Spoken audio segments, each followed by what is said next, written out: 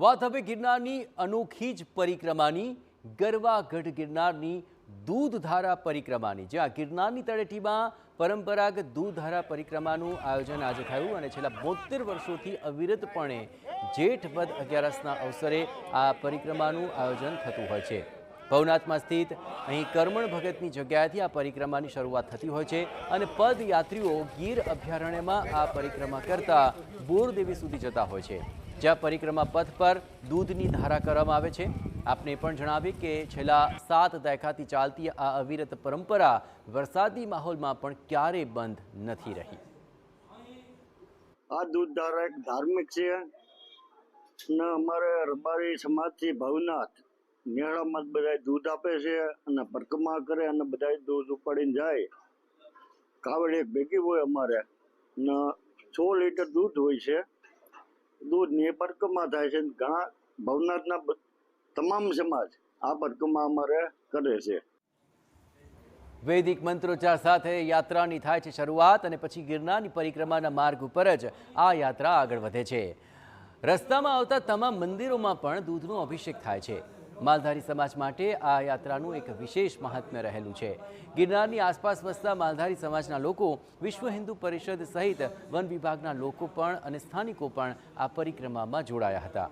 અબોલ જીવોની સુખાકારી અને સારા વરસાદની કામના આ પરિક્રમા સાથે જોડાયેલી છે।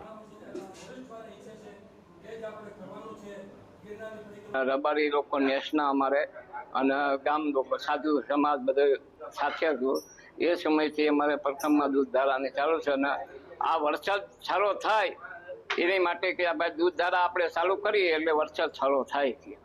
સારો વરસાદ થાય તેમજ આજુબાજુમાં વસતા તમામે તમામ માલધારી સમાજના અબોલ જીવો તેમજ સિંહ, દીપડા, વન્ય પ્રાણીઓના રક્ષણ માટે અને એની રક્ષા માટે થઈને આ ગિરનારની પરિક્રમા કરવામાં આવે છે, જેમાં દૂધની ધારાવળી કરતા કરતા તમામે તમામ દેવાલયોમાં આ પરિક્રમા થાય છે।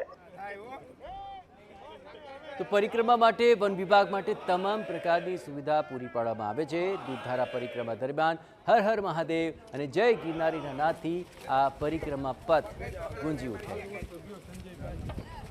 મોટી સંખ્યામાં આપ જુઓ માલધારી સમાજના લોકો, વિશ્વ હિન્દુ પરિષદ અને સ્થાનિકો આ પરિક્રમાનો એક મહત્વપૂર્ણ હિસ્સો બને છે અને આ પરંપરા છેલ્લા 7 દાયકાઓથી જે ચાલી રહી છે અને તે જ આ પરંપરાની વિશેષતાને દર્શાવે છે। પ્રકૃતિના જતન અને સારા વરસાદની કામના સાથે આ વખતે પણ આ પરિક્રમાનું આયોજન કરાયું હતું। ગરવા ગિરનારની આ અનોખી પરિક્રમા છે। આમ તો લીલોડી પરિક્રમાનું મહાત્મ્ય છે ને ત્યારબાદ આ દૂધધારા પરિક્રમાનું પણ વિશેષ આયોજન દર વર્ષે હાથ ધરવામાં આવતું હોય છે। અહીં આ જ પરિક્રમાની સાથોસાથ લોકો અબોલ જીવની સુરક્ષા અને સાથોસાથ સારા વરસાદની કામના આ બંને મુખ્ય આશય સાથે આ પરિક્રમામાં જોડાય છે।